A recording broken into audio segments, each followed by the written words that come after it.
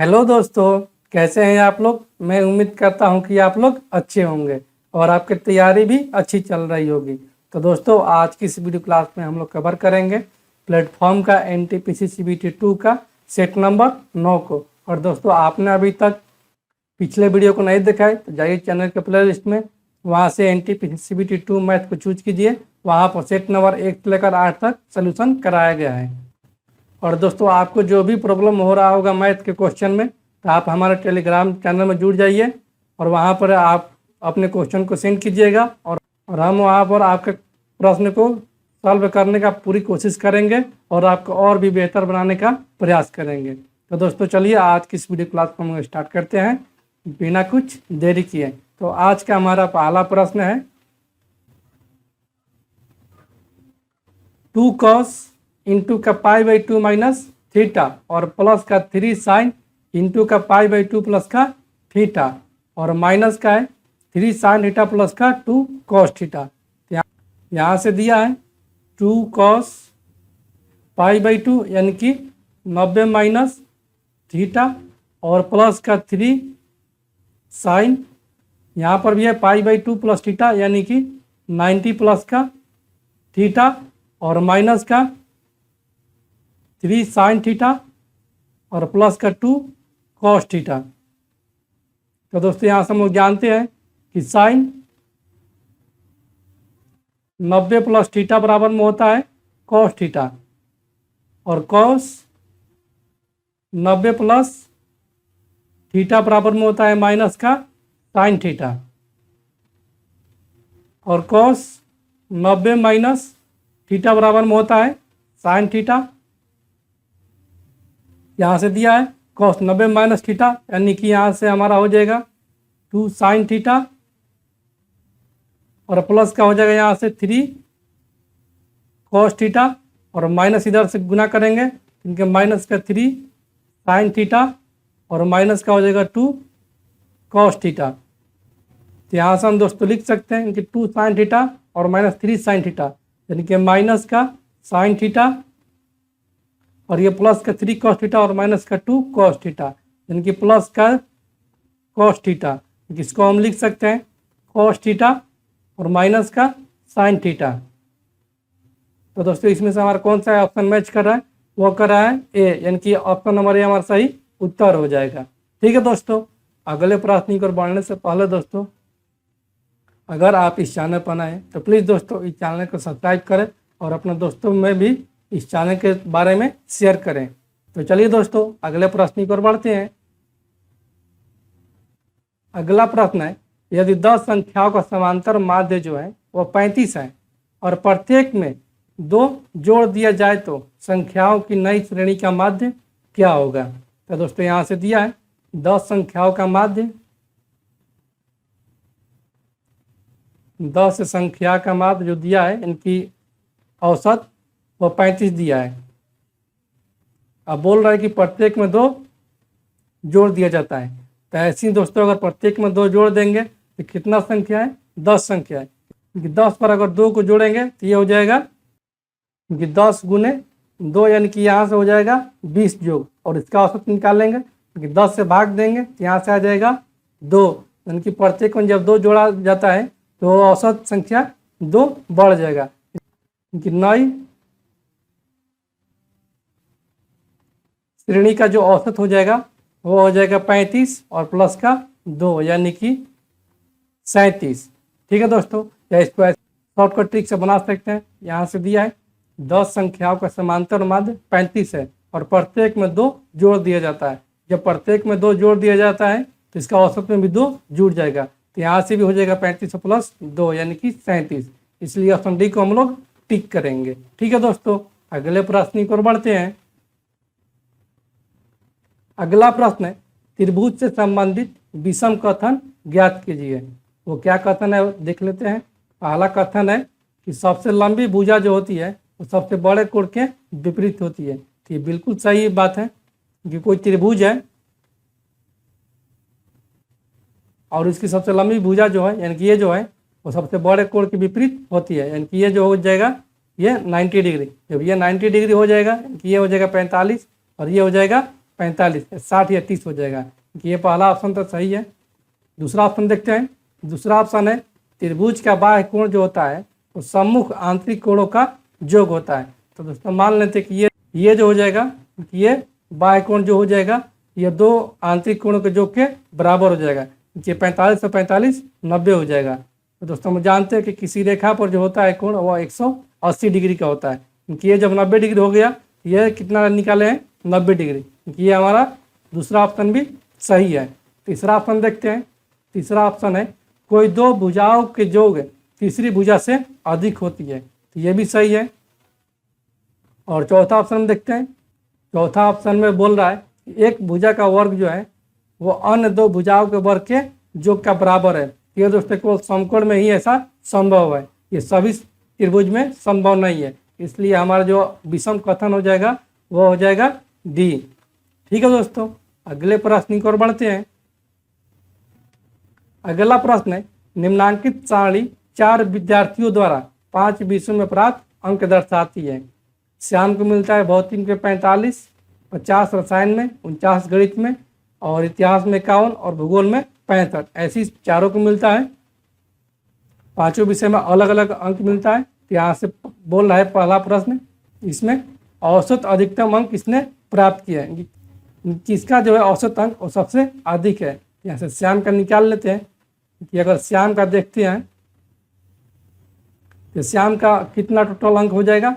ये हो जाएगा 5 और 1 6 और 9 15, 15 और 5 20, 20 के 0 हासिल 2, 6 2 8, 8 5 13, 13 4 17, 5 22 और 4 26, 260 औसत निकालने के लिए उस टोटल संख्या से भाग दे देंगे। कि टोटल कितने विषय हैं 5 विषय हैं। यहाँ से हो जाएगा बटे में 5, ये दोस्तों कट जाएगा 5 25, 1 5 दूनी 10। क्योंकि श्याम का औसत अंक जो है वह 52 है। उसी प्रकार सुनील का भी निकाल लेते हैं।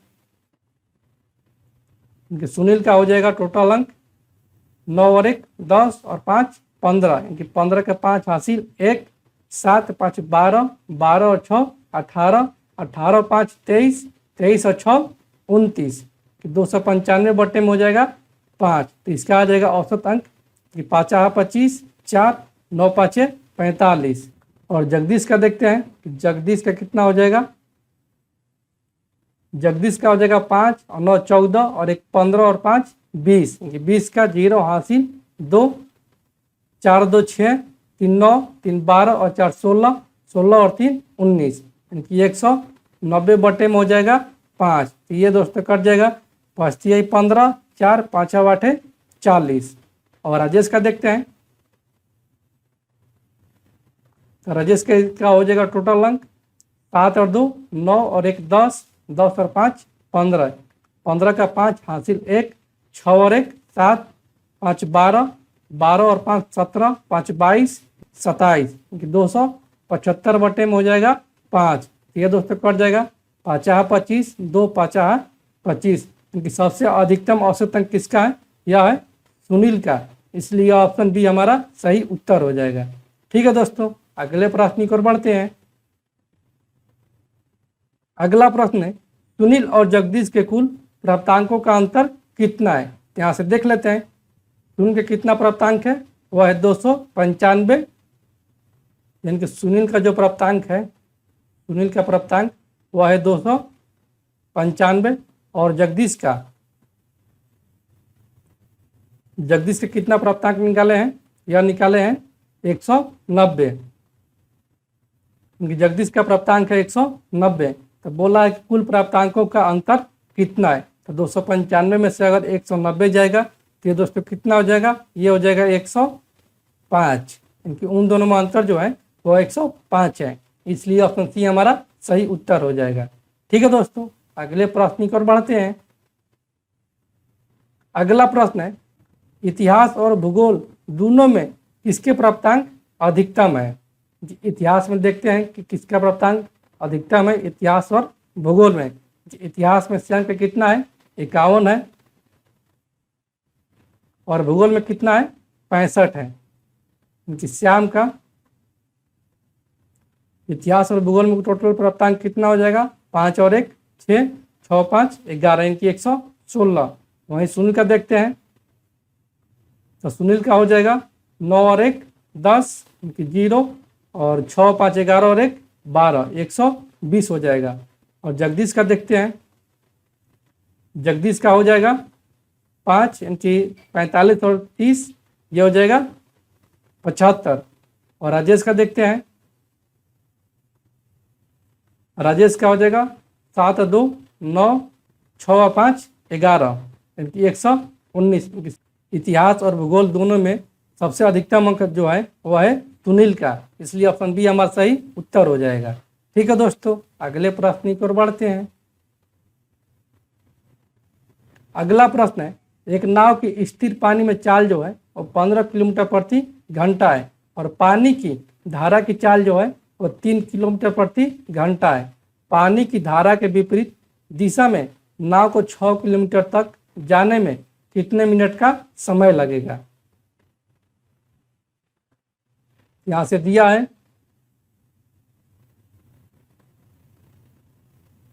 नाव की चाल, इनकी नाव की चाल जो दिया है वो दिया है 15 किलोमीटर प्रति घंटा। और धारा की चाल कितना दिया है, धारा की चाल दिया है 3 किलोमीटर प्रति घंटा।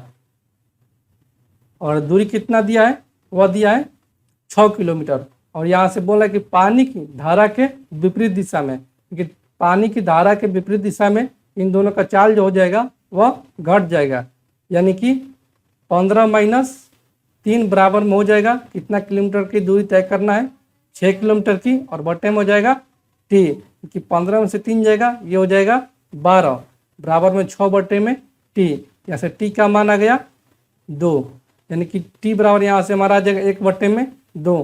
तो 1 बटे 2 का मतलब कितना होता है घंटा में, ये हो जाएगा 30 मिनट। यानी कि धारा के विपरीत दिशा में नाव को 6 किलोमीटर तक जाने में 30 मिनट का समय लगेगा, इसलिए ऑप्शन बी को हम लोग टिक करेंगे। ठीक है दोस्तों, अगले प्रश्न की ओर बढ़ते हैं।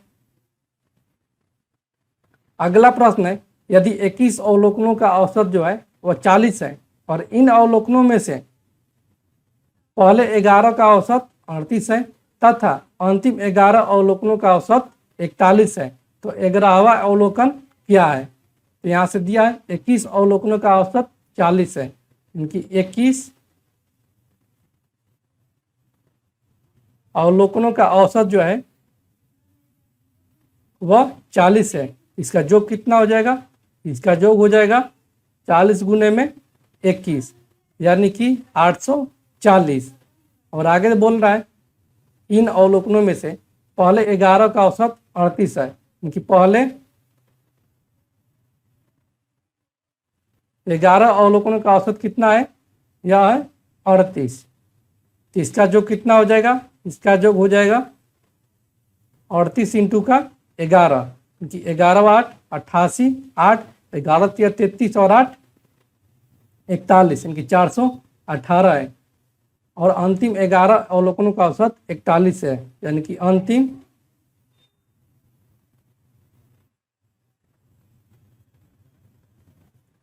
11 अवलोकनों का औसत जो है वह है 41 है।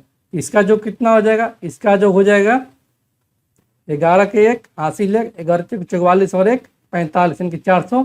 यहाँ से पूछा 11वां अवलोकन कि कितना टोटल अवलोकन हो जा रहा है, 11 यहाँ है अंतिम का और 11 पहले का है यहाँ पर, इनकी टोटल हो जा रहा है 11 11 दूनी 22, इनकी 22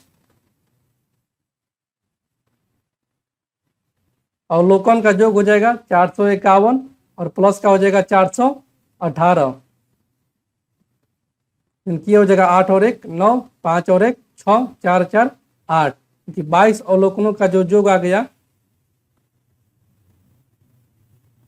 वो आ गया 869। और ये दोस्तों 22 अवलोकन कैसे हुआ, इसको 11वां अवलोकन को 2 बार जोड़ दिया गया है, यानी कि अगर हम 22 अवलोकनों में से 21 अवलोकन को घटाएंगे तो हमारा 11वां अवलोकन आ जाएगा।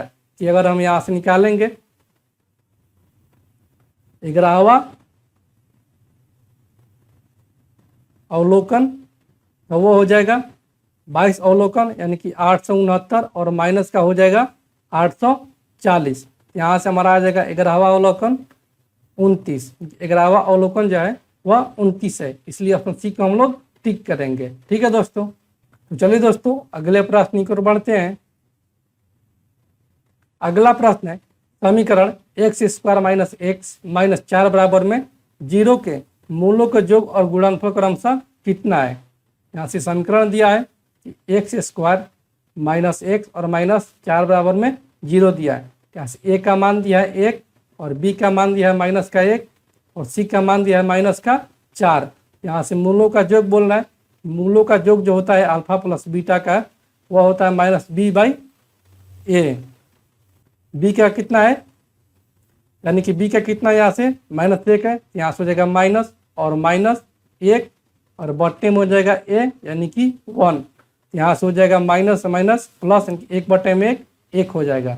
और यहाँ से गुणनफल बोल रहा है, यहाँ से निकाल लेते हैं। मूलों का गुणनफल होता है कि अल्फा गुने बीटा होता है सी बट्टा में ए। सी का मान कितना है -4 है और ए का 1 है, क्योंकि यहाँ से हो जाएगा मूलों का गुणनफल 4। यहाँ से बोल रहा है कि मूलों का योग और गुणनफल क्रमशः कितना है। अब मूलों का योग है 1 और गुणनफल है -4, इसलिए ऑप्शन डी हमारा सही उत्तर हो जाएगा। ठीक है दोस्तों, अगले प्रश्न की ओर बढ़ते हैं। अगला प्रश्न है 2 के पावर n प्लस 2 के पावर n माइनस 1 और बट्टे में 2 के पावर n प्लस 1 और माइनस का 2 के पावर n का मान क्या होगा। तो दोस्तों ऐसा जब भी सवाल दिया रहेगा तो इसका मान भर कर हम इसको सॉल्व करेंगे, क्योंकि इसका सॉल्व करने का कोई तरीका नहीं है। यहाँ से हम भर देते हैं पुट यानी कि n का मान 2 रखने पर ये हो जाएगा 2 के पावर 2 प्लस का 2 के पावर 2 माइनस 1 और बट्टे में हो जाएगा 2 के पावर 2 प्लस का 1 और माइनस का हो जाएगा 2 के पावर 2। 2 के पावर 2 यहाँ से हो जाएगा 4 और प्लस का हो जाएगा 2 के पावर 2 माइनस 1 यानी कि 1। तो 2 के पावर 1 का मतलब 2 और बट्टे में हो जाएगा 2 के पावर 2 प्लस 1 यानी कि 2 के पावर 3। तो 2 के पावर 3 का मतलब 8 है, यानी कि यहाँ से हो जाएगा 8 और माइनस का हो जाएगा 2 के पावर 2 यानी कि 4। यहाँ से हमारा आ जाएगा 4 और 2 6 और बट्टे में नीचे आ जाएगा 4। तो ये दोस्तों कट जाएगा 3 दूनी 6 और 2 दूनी 4, यानी कि हमारा उत्तर आ गया 3 बट्टा में 2। इसलिए ऑप्शन बी को हम लोग टिक करेंगे। ठीक है दोस्तों, अगले प्रश्न की ओर बढ़ते हैं। अगला प्रश्न है एक तैराक धारा के विरुद्ध 11 सहित 1/4 मिनट में 3/4 किलोमीटर दूरी तय करता है तथा वहां से वह वापस 7 सहित 1/2 मिनट में प्रारंभिक बिंदु पर पहुंच जाता है। तो शांत जल में तैराक की चाल कितनी है। यहाँ से हम मान लेते हैं कि नाव की जो चाल है वह है x और धारा की चाल जो है वो है y। यहाँ से बोल रहा है कि धारा के विरुद्ध, धारा के विरुद्ध इन दोनों का चालों का अंतर हो जाएगा कि x माइनस वाई बराबर में d बाई टी। तो d कितना है 3/4 और टाइम कितना है यह है 11:44 और 45/4 45/4। तो इसको दोस्तों अगर हम बदलेंगे मीटर प्रति सेकंड में, तो इसको अगर हम करेंगे गुने का 1000 और इसको करेंगे 60 से गुना, तो ये हो जाएगा मीटर प्रति सेकंड में। उनकी x माइनस वाई बराबर में आ जाएगा यहाँ से 25 चौके 100 यानी कि ऊपर का आ गया 750 और बट्टे में आ गया नीचे का ये 15 चौके 60 और ये दोस्तों हो जाएगा 15×5 75 7 15 चौके 60 और 7 67 यानी कि 675 मीटर प्रति सेकेंड। और दूसरा में बोल रहा है कि तथा वहाँ से वो वापस 7 सहित 1/2 मिनट में उसी दूरी को प्रारंभिक बिंदु पर पहुँच जाता है, यानी कि धारा की ये दिशा में हो जाएगा। तो धारा की दिशा में कितना हो जाएगा x प्लस वाई का हो जाएगा 3/4 किलोमीटर का मतलब दोस्तों ये मीटर में हो जाएगा 750। अभी भी हम इसको सॉल्व किए हैं और बट्टे में टाइम हो जाएगा 7.5 मिनट। 7.5 मिनट का हो जाएगा 7 42 और 3 45 यानी कि 450 सेकेंड। ये दोस्तों 1 0 से 1 0 कैंसिल आउट और ये 15×5 75 और ये 9×5 45। तो इसको और कटाएंगे यानी कि 3×5 15 और ये 3×3 9। इसको भी कटा लेते हैं यानी कि ये हो जाएगा 5 एकम 5 2 5 25 और ये 0 और ये 5 से 5 एकम 5 1 इनकी 25 15 और ये 5 है 25 और ये और कटेगा इनकी ये 30 पाँचे 150 और ये 5 दूनी 10 और 7 पाँचे 35 इनकी ये 10 तिहाई 30 और ये 9 तिया 27 यानी कि यहाँ से हमारा आ गया x प्लस वाई का जो मान आ गया वो आ गया 5/3 और यहाँ से x माइनस वाई का मान आ गया 10/9। यहाँ से बोला है शांत जल में तैराक की चाल यानी कि x का मान ज्ञात करना है। इस दोनों समीकरण को जोड़ देंगे कि समीकरण 1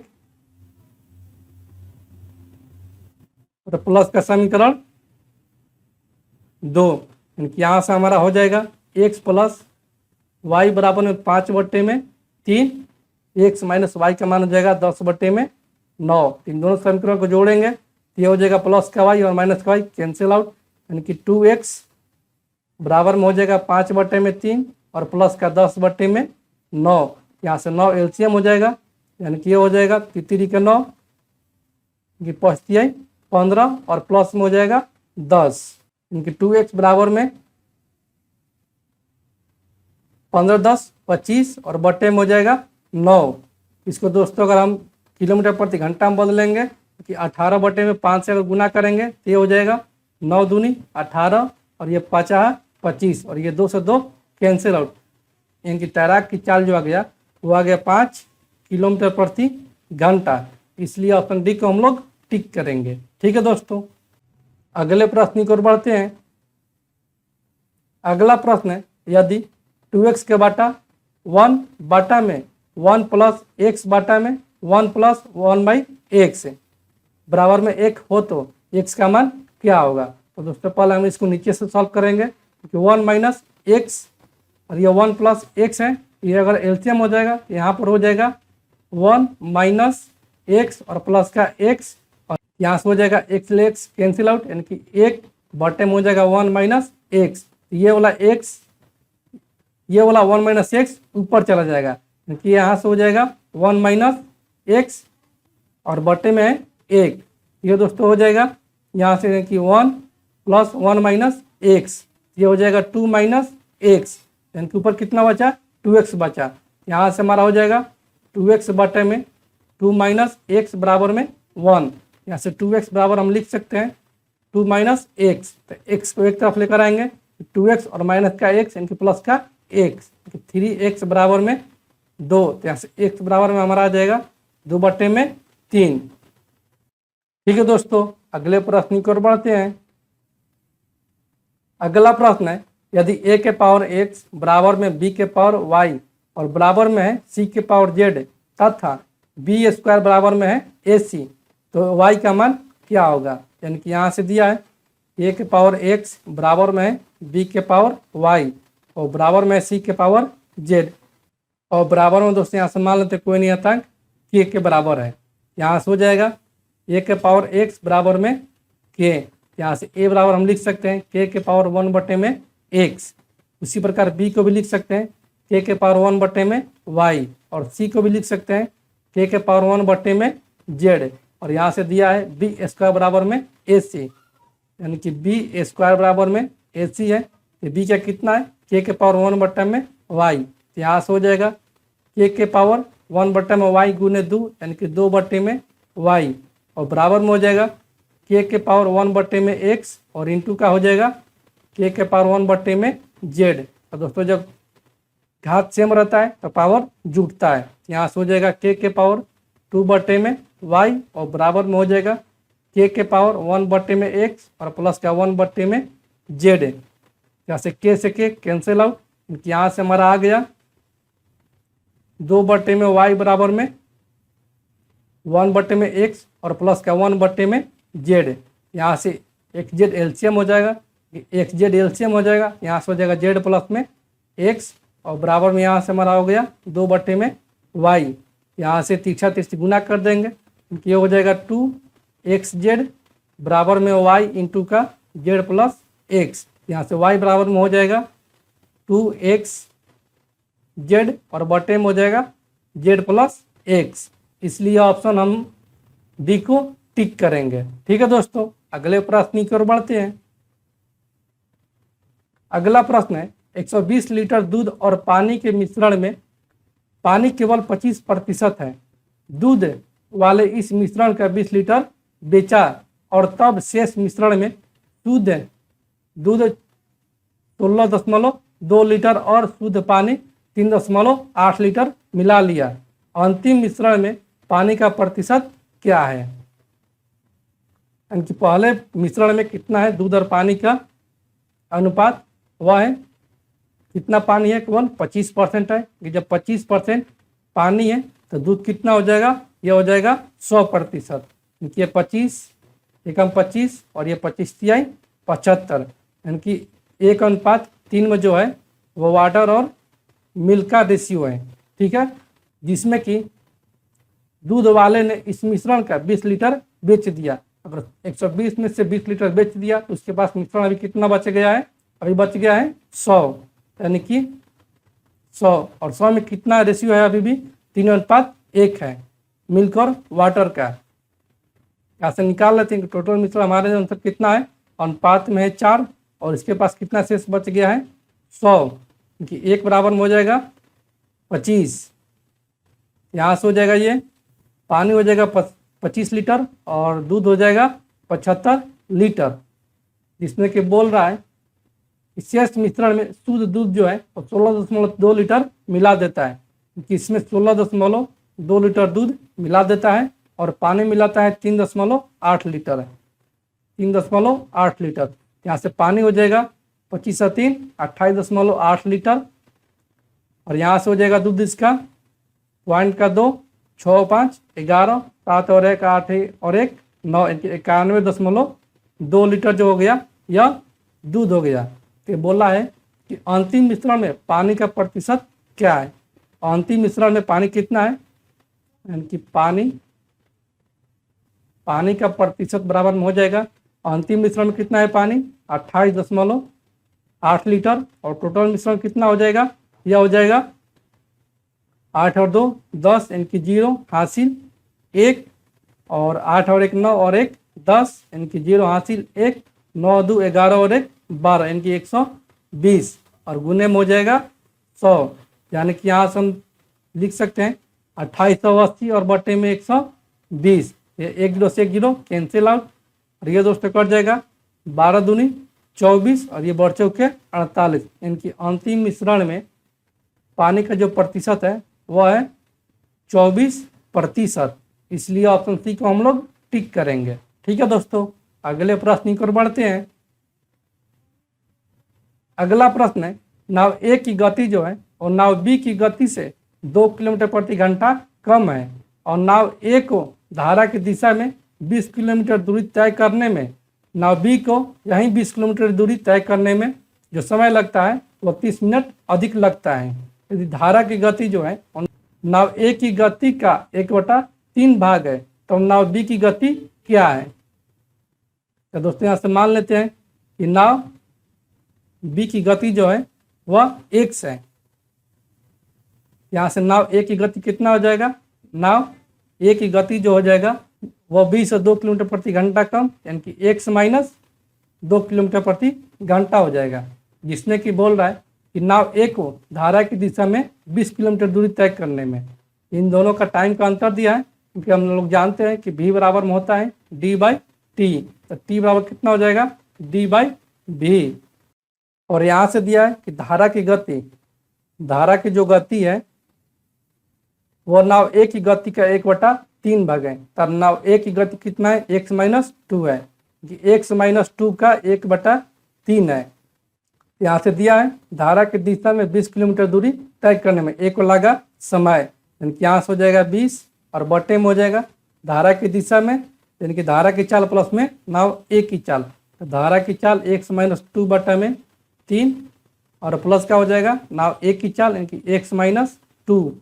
और यहीं जो अंतर है कि नाव बी द्वारा दिया गया समय का 30 मिनट अधिक लगता है, तो नाव बी भी तय कर रहा है 20 किलोमीटर और ये तय करेगा x माइनस 2 बटे में 3 धारा की दिशा और प्लस नाव बी की चाल, यानी कि x यहाँ से हो जाएगा 20 बटे में यह एलसीएम हो जाएगा इनकी x माइनस 2 और प्लस का हो जाएगा 3x माइनस का 6 और बटे में हो जाएगा 3 और यह माइनस का हो जाएगा 20 और बटे में हो जाएगा x माइनस 2 और प्लस का 3x और बट्टा में 3 और इसी का मान दिया है आधा घंटा इनकी 1 बटे में 2। ये 3 ऊपर चला जाएगा, क्योंकि 3 ये ऊपर चला जाएगा और ये भी 3 ऊपर चला जाएगा। तो यहाँ से हमारा हो जाएगा 60, क्योंकि 20 60 और ये 3x और एक 4x, क्योंकि 4x माइनस का 8 और यहाँ से हो जाएगा माइनस का 20 60 और बटे में हो जाएगा 3x और एक 4x, इनकी 4x माइनस का 2 बराबर में 1 बटे में 2।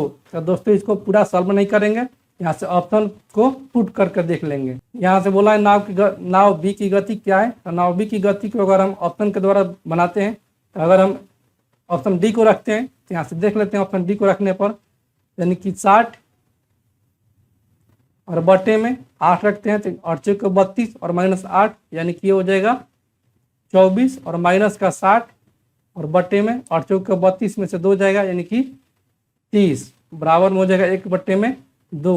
ये 30 दूनी 60 और ये कट जाएगा 12 दूनी 24 और ये 12 पचे 60 यानी कि यहाँ से हमारा जाएगा 5 बटे में 2 माइनस का 2 बराबर में 1 बटे में 2। तो 2 एलसीएम हो जाएगा यानी 5 माइनस 4 यानी 1 बटे में 2 बराबर में आ गया 1 बटे में 2, यानी कि ऑप्शन डी हमारा सही उत्तर हो जाएगा। इसलिए ऑप्शन डी को हम लोग टिक करेंगे। ठीक है दोस्तों, अगले प्रश्न की ओर बढ़ते हैं। अगला प्रश्न है, किसी भिन्न का हर उसके अंश से 11 अधिक है। इस भिन्न के अंश तथा हर में से प्रत्येक में 8 जोड़ने पर 3/4 प्राप्त हो जाता है। यह भिन्न क्या है? तो दोस्तों इसको ऑप्शन से भी बना सकते हैं। जैसे कि बोल रहा है कि एक भिन्न का हर जो है उसके अंश से 11 अधिक है, यानी कि एक भिन्न का हर जो है उसके अंश से 11 अधिक है, यानी कि हर जो है बड़ा है अंश से। देखते हैं किसमें 11 का अंतर है। तो इसमें अंतर है 25 और 36, इसी में 11 का अंतर है। और दूसरे में देखते हैं इसका अंतर है 1 और इसका अंतर है 11 और इसका अंतर है 1 और इसका अंतर है कितना दोस्तों? कि 5 में से 6 जाएगा नहीं, तो 15 में से 6 जाएगा इनकी 9। तो ऑप्शन नंबर बी हमारा सही उत्तर हो जाएगा। ऐसे भी बना सकते हैं या इसको बेसिक से ही बना देते हैं। इनकी भिन्न बराबर क्या होता है? भिन्न बराबर में होता है अंश बटे में हर। यहाँ से अंश मान लेते हैं x है और हर मान लेते हैं कि y है। इसमें कि बोल रहा है कि भिन्न का हर इनकी y जो है वो अंश से 11 अधिक है, इनकी x से 11 अधिक है।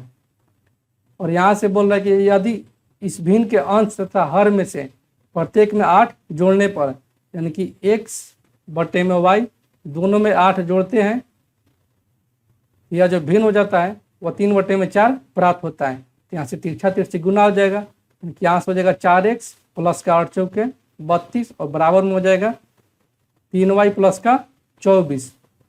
तो यहाँ से हम लिख सकते हैं 4x माइनस का 3y बराबर में 24 में से 24 माइनस का 32, उनकी 4x माइनस का 3y बराबर में हो जाएगा माइनस का 8। यहाँ से y का मान है x प्लस 11, यानी कि 4x और माइनस का हो जाएगा 3x और माइनस का 33 बराबर में माइनस का 8। जैसे 4x में से माइनस 3x जाएगा, यानी कि x बराबर में हो जाएगा माइनस का 8 और प्लस का 33, क्योंकि x बराबर यहाँ से हम लिख सकते हैं 25 और 8 33, यानी कि अंश का मान जो आ गया वो आ गया 25 और इन दोनों का अंतर कितना है? 11 है, यानी कि हर कितना हो जाएगा? हर हो जाएगा 25 प्लस 11 यानी कि 36। तो दोस्तों ऐसे भी इसको बना सकते हैं, जैसा आपका मन होगा वैसे आप लोग बना लीजिएगा। ठीक है दोस्तों, अगले प्रश्न की ओर बढ़ते हैं। अगला प्रश्न है, प्रत्येक वर्ष चीनी के भाव में 60 रुपये प्रति केजी की वृद्धि होती है, जबकि दही के भाव में 20 रुपये प्रति केजी की वृद्धि होती है। यदि 1993 में चीनी तथा दही के भाव क्रमशः 1040 रुपया तथा 1260 रुपये प्रति केजी हो तो किस वर्ष में चीनी का भाव दही के भाव से अधिक हो जाएगा? चीनी के भाव अगर देखते हैं तो चीनी का भाव पहले में कितना? 1993 में यह है 1040 और 293 में दही का भाव कितना है?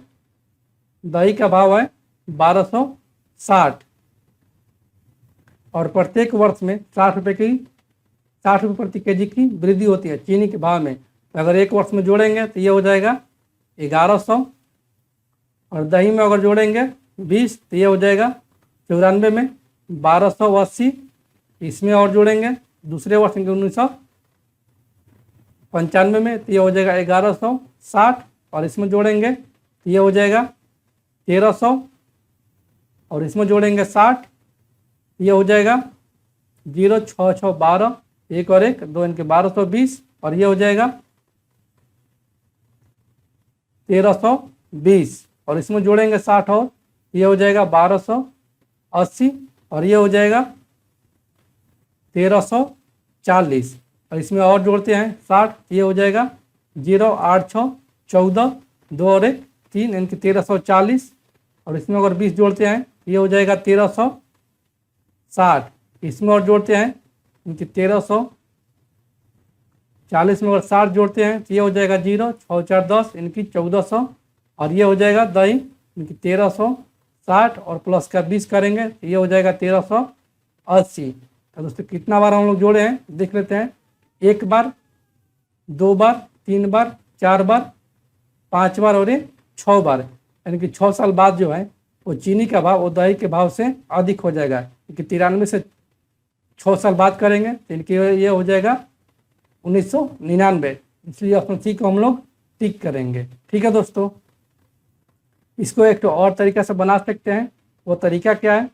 वो तरीका यह है कि पहले कितना है चीनी का भाव 1040 है और कितना की वृद्धि हो रहा है 60 रुपये प्रति केजी की दर से वृद्धि हो रहा है। तो मान लेते हैं कि वो वृद्धि जो हो रहा है वो 100 वर्ष के लिए हो रहा है और उसी प्रकार कितना हो जाएगा, ये हो जाएगा दही के भाव 1260 और प्लस क्या हो जाएगा 20x, x को एक तरफ लेकर जाएंगे और संख्या को एक तरफ, 60x और माइनस का 20x यानी कि 40x और बराबर में हो जाएगा 1260 में से अगर 240 जाएगा ये हो जाएगा 220, यानी कि x बराबर यहाँ से हमारा आ जाएगा 5.5, क्योंकि लगभग 5.5 वर्षों में चीनी का भाव जो हो जाएगा और दही के भाव से अधिक हो जाएगा।